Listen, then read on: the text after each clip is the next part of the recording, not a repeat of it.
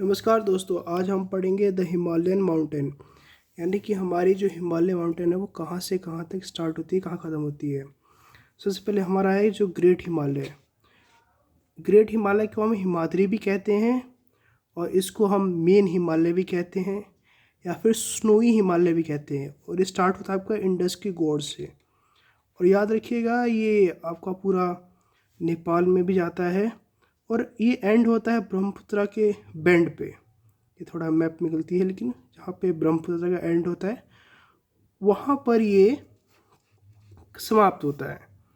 और इसकी highest peak Mount Everest है। इसको नेपाल में सागर माता भी कहते हैं। एक और बात, जो इसका जो ईस्टर्न पार्ट है ग्रेट हिमालय का, इस तरफ उसमें स्नो ज़्यादा आता है। कारण क्योंकि जो इसके पास जो ओशियंस है, जो ओशियन जो इसे वाटर फ्यूल करती है, तो ज़्यादा प्रेसिपिटेशन यहाँ पे मिलता है as compare to western part. तो आपको कम हाइट पे भी स्नो दिख जाएगा। इसके बाद आता है लेसर हिमालय, जो इसके साउथवर्ड एक्सटेंशन है, जो इसके साउथ में, टोटली साउथ में, ये पोटवार बेसिन। ये कहाँ पर? ये पंजाब में। यहाँ से स्टार्ट होती है और लगभग लगभग ये आपके भूटान तक दिखती है। उसके बाद पता नहीं चलता कि ये ग्रेट हिमालय का पार्ट है या ग्रेट हिमालय इसका पार्ट है, यानी कि यहाँ पे काफ़ी ज़्यादा नैरो हो जाती है। और लेसर हिमालय को हम हिमाचल रेंज भी कहते हैं। इसको हम अभी डिटेल में पढ़ेंगे। और उसके बाद आता है शिवालिक। शिवालिक भी लगभग पोर्टर बेसिन के आसपास से स्टार्ट होता है और कोसी रिवर, जो कि बिहार में है, वहाँ पे जाके लगभग समाप्त होता है। शिवालिक को हम आउटर हिमालय भी कहते हैं। अब आइए इसके बारे में हम डिटेल में पढ़ते हैं। जो कि मैं पहले ग्रेट हिमालय को हम हिमाद्री भी कहते हैं, मेन हिमालय भी कहते हैं, स्नोई हिमालय भी कहते हैं। ये जो मैं आपको बता चुका हूँ, gorge of Indus rivers to bend of Brahmaputra river, कहाँ पे है ये? Andhra Pradesh. Highest peak Mount Everest, जिसको हम सागर माता भी कहते हैं। स्नो ईस्ट में ज़्यादा है और वेस्ट में कम है, क्योंकि ईस्ट में प्रेसिपिटेशन ज़्यादा मिलता है। हमारा जो बंगाल की तरफ जो हमारा ओशियन, इसको ज़्यादा प्रेसिपिटेशन फ्यूल करता है। लेसर हिमालय के बारे में हम कुछ जानेंगे। हिमाचल रेंज कहते हैं, साउथ ऑफ ग्रेट हिमालय। इसकी रेंजेस आनी है पीर पंजाल, जो कि झेलम रिवर है, इसके बारे में पढ़ चुके हैं। झेलम से स्टार्ट हो गई, बियास रिवर तक रहती है। इसके दो इम्पोर्टेंट पासेस हैं जो पूछे जाते हैं एग्जाम में, बनिहाल और पीर पंजाल, इसको आप याद रखिएगा।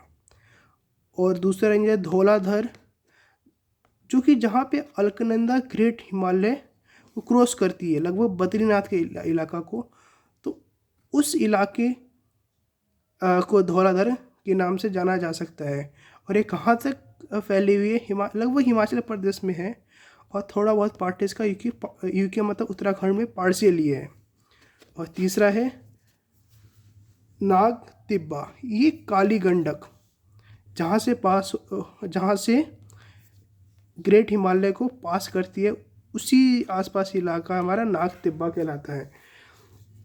और इसका एक और भी पार्ट है जो कि मैंने इसे मेंशन नहीं किया है, जिसको हम महाभारत रेंज कहते हैं। ये इसका एक्सटेंशन मिलनी नेपाल में है, तो आप उसको याद रखिएगा। और एक आखिरी जो हमारा रह गया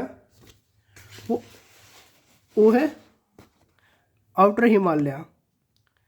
आउटर हिमालय को हम कहते हैं शिवालिक, जो कि हम कहते हैं। और पोटोर बेसिन से लगभग ये पंजाब, पोटोर बेसिन जो पंजाब में से लेके कोसी रिवर तक है। और मैं इसमें आपको दो बातें और बताना चाहूँगा।